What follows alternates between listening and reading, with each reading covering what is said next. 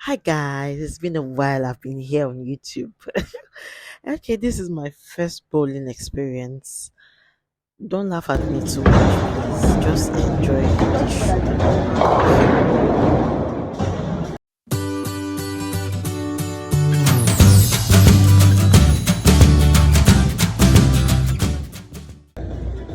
On this day, I was bored and I told my husband I needed to step out because it was around then.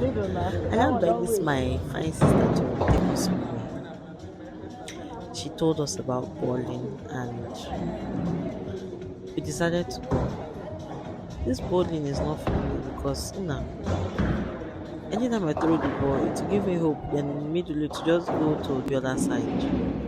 And as for my sister, she was just proud anyhow because she has done it over time. She's now used to it. Breaking ceilings anyhow and performing pride. She won the tournament though. But you can't shame me now. Me, I'm the shameless. You can't shame me. Just Negodo. Negodo. Negodo. I beg, I cannot come and finish myself, Jerry.